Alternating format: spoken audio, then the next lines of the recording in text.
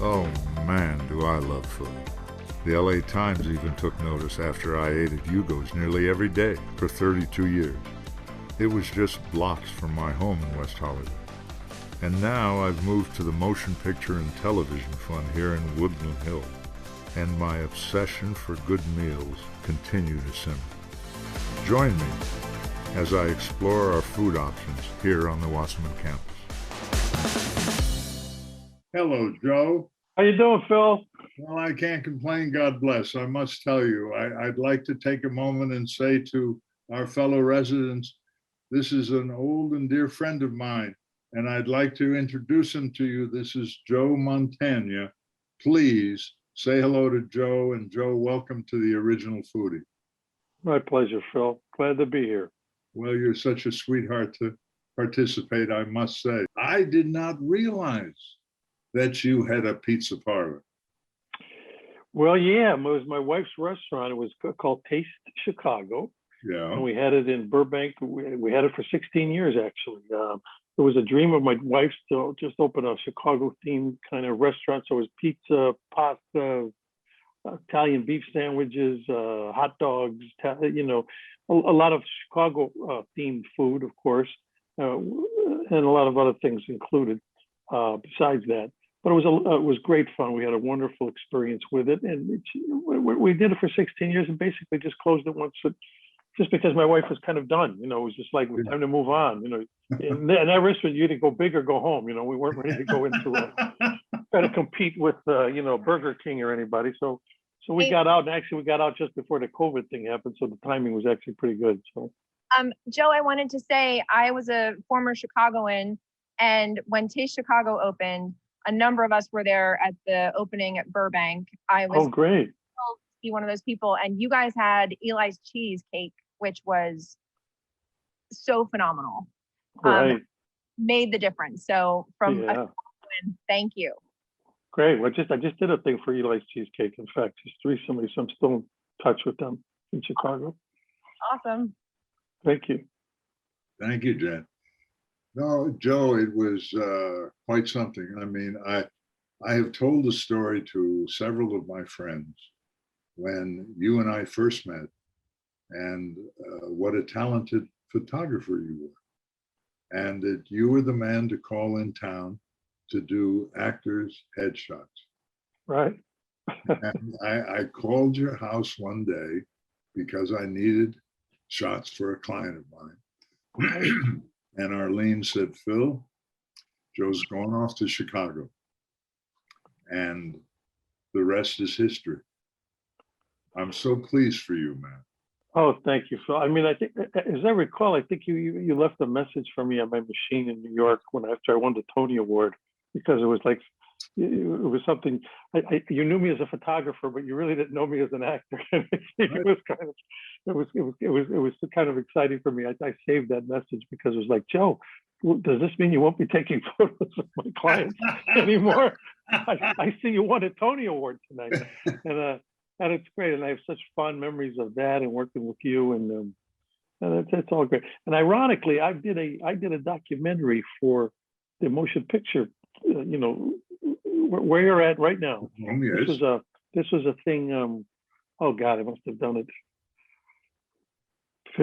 15, 20 years ago, but it was a documentary, I think it was for PBS, that basically explored how different industries were doing what they can to provide for people, retirement age and whatever, and they used the motion picture place as an example of an industry that was actually doing it pretty well, And so I spent a few days there filming, and this was prior to you being there, but it was great. It was a great experience. Well, I've been here. March was 6 years. All right. And, I have absolutely no idea if this wasn't available to me. I have no idea where the hell I'd be. Right. I mean, I had a good run in the world of agentry and personal management and all of that. Mm-hmm. But all of a sudden, this situation became available. And I had some friends that were very good to me. And this place is, I can't say enough. I mean, the people, the staff, our CEO, Bob Beecher, who I was very proud of him, God bless him. I'm sure you were aware that we won an Oscar the other night.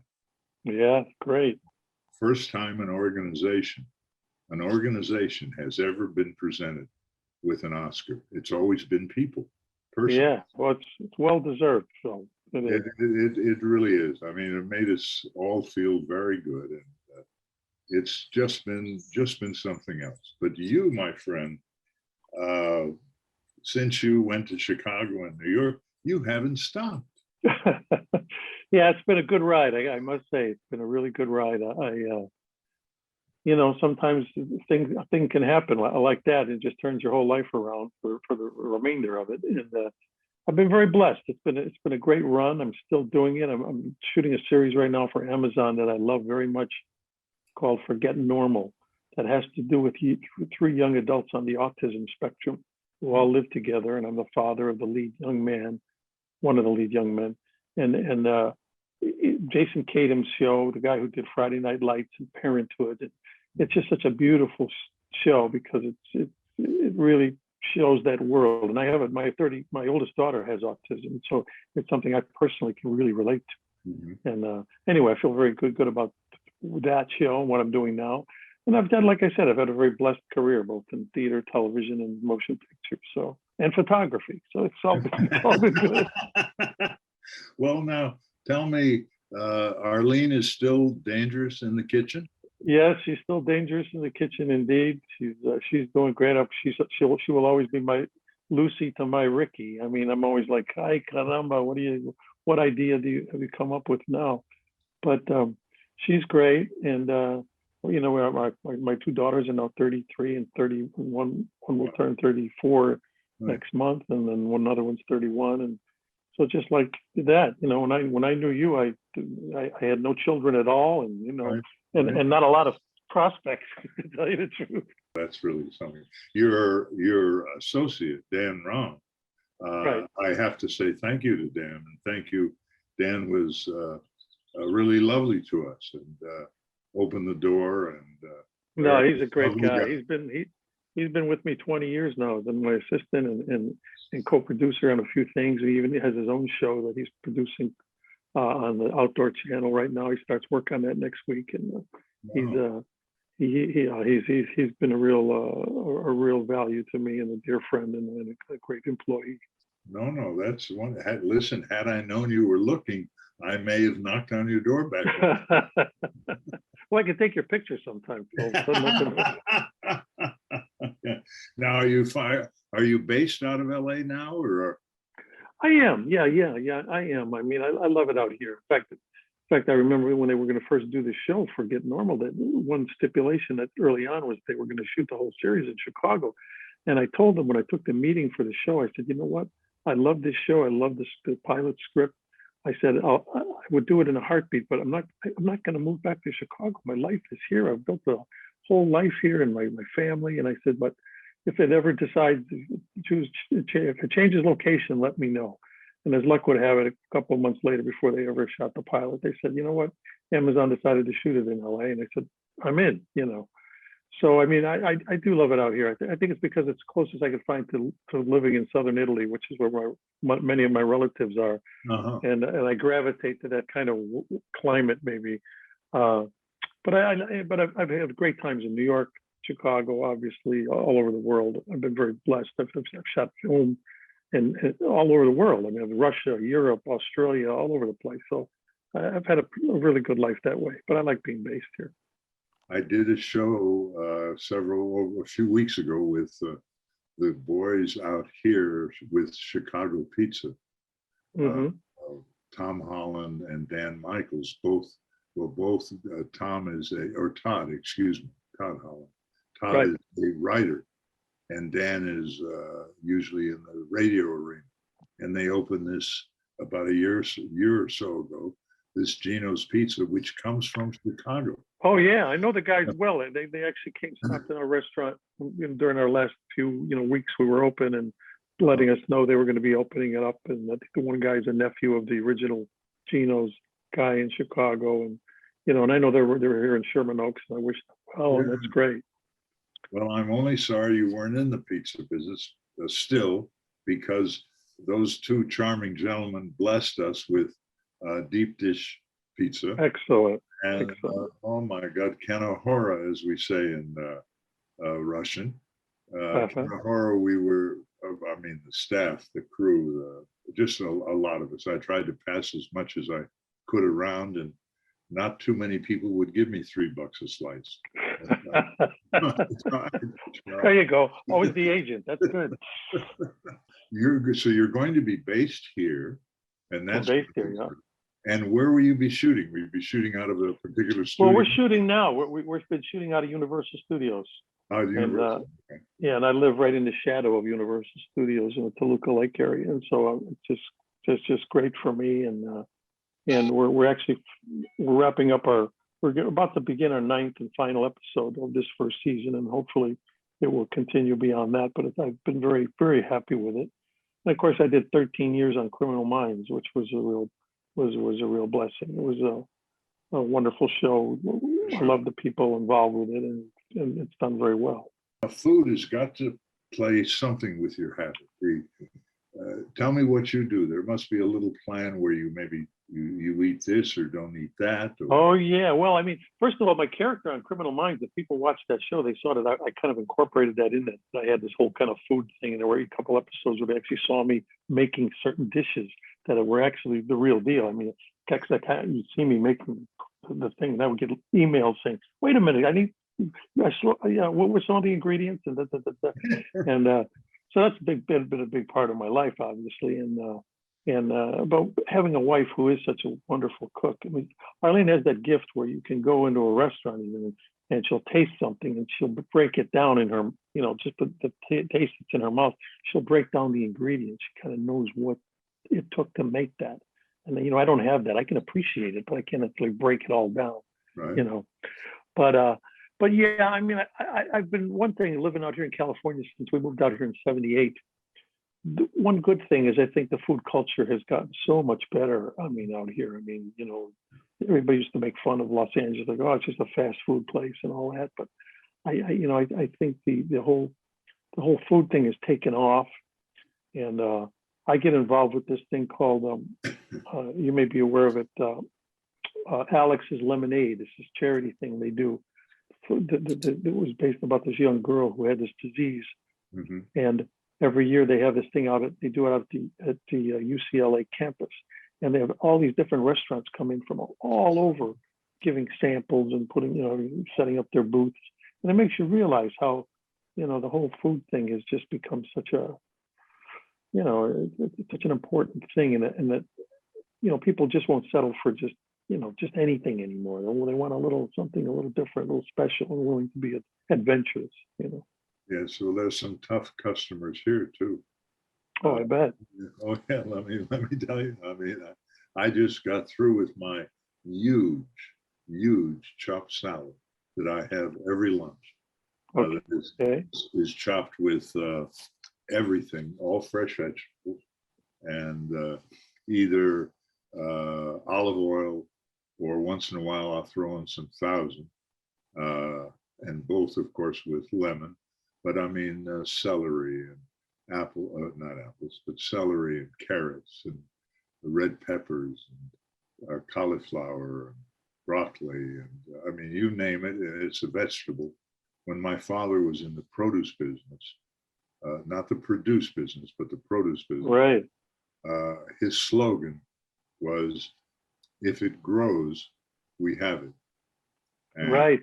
Yeah. So I learned from an early age about that world, and but I wanted to. Well, I didn't know then that I might fall into show business, but I did, and the produce business per se was not for me. In that, right? God bless him and all of that. But yeah, no, this is again a very special place. They really do take care of their own, and everybody participates, and the donors. I mean, it just goes on and on and on. It's just, Yeah, no, I like I say, I spent at least 2 or 3 days out there filming it, all different aspects of it, showing the different areas and the different kinds of housing they had and all that. And it was really, it really was, and they portrayed it as an example of doing it right. An industry that was doing it right. right, really, and they continue that. It's truly something. Have you Great. found some favorite restaurants during your travels here in Los Angeles? Yeah, there's a few. I mean, we also have we got a home out in Ventura County, right on the sand, out on the beach, which has been so wonderful because it's like going to another country. It's an escape. All of a sudden, I'm staring at the Pacific Ocean, and there's nothing in front of me, but the next stop is Hawaii out there in front of me. So it's really great. But there's a place in Ventura itself called Cafe Fiore. That's been there, I guess, a long time. It's that old section of Ventura on California Street. That's become like a favorite whenever we're out at the beach house. And, I like that very much. The place Al Aqua is a kind of a good restaurant here in the LA area. It's out in Atwater Village. That's another good, as you can hear, I can gravitate toward the Italian places very much. But that's another one. I mean, this whole COVID thing is kind of curtailed a lot of the going into the restaurant dining kind of, and just recently we're starting to kind of venture out again, trying to frequent some of these places. But they're out there, and a lot of these good ethnic places. Places here in Toluca like Malbec, which is very good. Prosecco is good. I mean, the point is you can kind of get adventurous and try different places and realize, hey, you know what? I like this. This is pretty good. And it's not just your normal kind of, fast food kind of industrial kind of, cookie cutter kind of stuff. Yes, no, Los Angeles has become quite a market. I mean, I'm very sad that so many restaurants have had so much trouble. I did a show with Jessica Gelt, who used to be the Times food writer, and she is still with the Times, and she does a lot of the arts and culture stuff now. And she did a story on me in 2013 at Hugo's, because Hugo's was a great haunt for me. Right, on the corner, and still very dear friends. And they opened up a Hugo's out here in Agoura, off of Cane and Dune. And they were here about 3-4 years, and with the incredible business they do on Riverside Drive in the Valley and in West Hollywood on Kings and Santa Monica, this one here, there's no telling. It just didn't work. They tried, and they just had to give up. The numbers just weren't there. And I mean, there's just no telling, But if there was a formula that would work, everybody would be doing it all the time. Exactly. You just kind of take your shot and hope for the best. Tell me on your series, do you know at this point, I mean, have they got X amount of shows already in front? Are you doing X amount of shows? Yeah, we got picked up for 9, season of 9, which is typical on Amazon kind of a show, the kind of streaming kind of thing. That's kind of the way things are going these days. Yeah.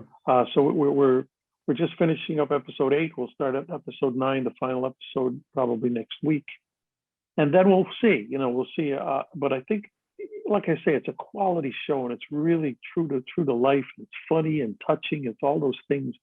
And I know Amazon seems to be very high on it. So we'll see. I mean, I'm hopeful that it will continue beyond those 9 episodes, but I'm realistic. Look, we've both been in this business long enough to know, I always say, I'll believe it when I'm on the set and they say action.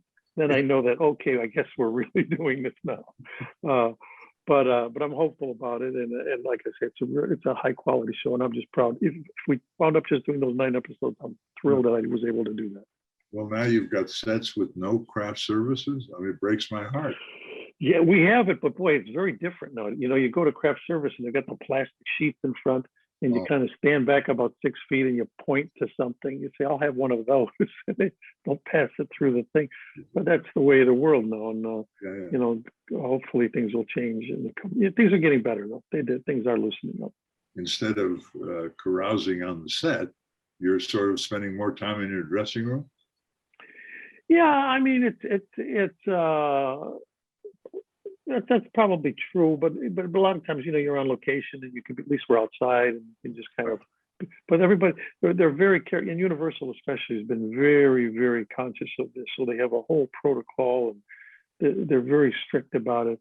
I mean, if you all of a sudden you approach your group and if somebody doesn't have a mask on, you know, the mask police, so all of a sudden a guy will come by and say, "Oh yeah. And of course, I've been vaccinated months ago, fully vaccinated, but none of that, and it shouldn't matter.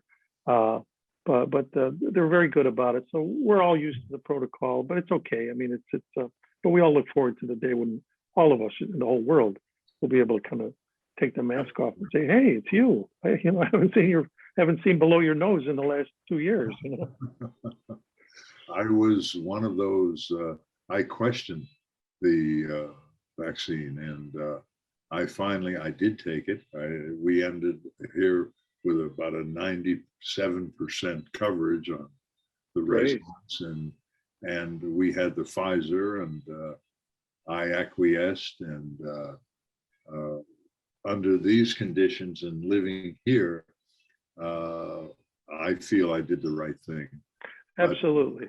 No, absolutely, Phil. I think so too, because you're in a confined space there with a lot of people, you know, a certain age group that can be a little more sensitive to things. And I really, you have to believe in, you know, we both grew up in the polio era, you know what I mean? And I remember that as a kid, how, you know, they would yell at you if you walked through a puddle because they thought you can catch polio from walking through a puddle. But when Jonas Salk came out with that vaccine, it saved the world from polio, you know what I mean? And I remember that. And I think sometimes you have to, you know, there's a reason we evolve as human beings. And so I trust science that way. I mean, you know, it's not always perfect, but there's a reason we learn and do things. And, you know, we didn't have heart transplants and liver transplants and all that years ago. And now we do, and people are living because of it. So I give it up to the doctors. I'll do the acting, let them do the surgery, you know? You could always act like a doctor. That's right, exactly. And I have, exactly. So you're enjoying the good life, and it's so well deserved. When's the last time you were on stage? Well, wow. Let's see. The last time I was on stage. That's a good question. You know, I've directed this play, which is closest. It's been a while. I mean, of course, I did Speed the Plow with Madonna on Broadway back in '88, and that was probably my last major theater role. And partly because my lifestyle is, you know, living in California. I don't live in New York. I spent a lot of time there. One of my daughters was even born there. But I mean, unless you're going to commit to that city and work the theater there, it's a little more difficult to commit to something.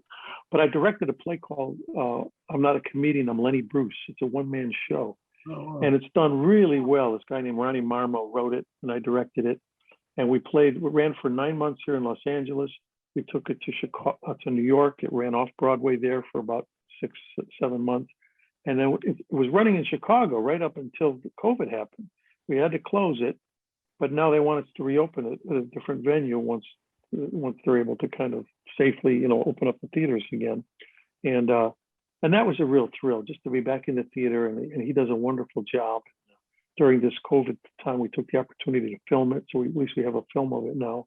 But we want to actually get it back on the road as the play, because it's a one-man show and he's brilliant in it. And it's not just Lenny Bruce's act. It's the life story of this man, you know. That's right. And he does a great. His name is Ronnie Marmo. And he wrote it, and he dedicated many years to researching this. And Lenny's daughter, Kitty, is our biggest supporter. She came out and saw the show when we opened it in Los Angeles, and she just loved it. And she felt it was the one depiction of her dad that she embraces, of everything that's been done about her father. And she's been our biggest supporter. And so that's brought me back to the theater in a really pleasant way. I really love working on the play with Ronnie, and we have a tour set up once we're done with the Chicago engagement. There's there's a company that books shows like mainly like the colleges and things like that, and local regional theaters around the country. Right. And having a one-man show is an advantage because it's easy to tour, you know. So I'm looking forward to getting involved with that. You should do wonders in the colleges. Be wonderful. I think so. I mean, because Lenny is, if anything, with the whole thing of freedom of speech and this, that, and the other, it's as pertinent today as it was then. And in some ways, some of the stuff he was doing is more shocking to people now than it was then, because we have so much political correctness going on that it's like, whoa, you know, he said that then. You know? No, anyway. no, absolutely, absolutely. Well, Mr. M, I just want to thank you again. It's really been a pleasure to be able to catch up with you.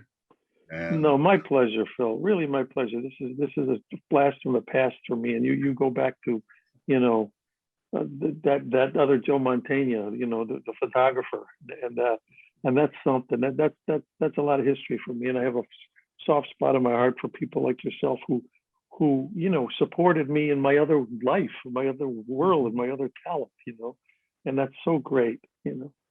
well, no, God bless you, Joe. Listen, I wish you nothing, you and your family.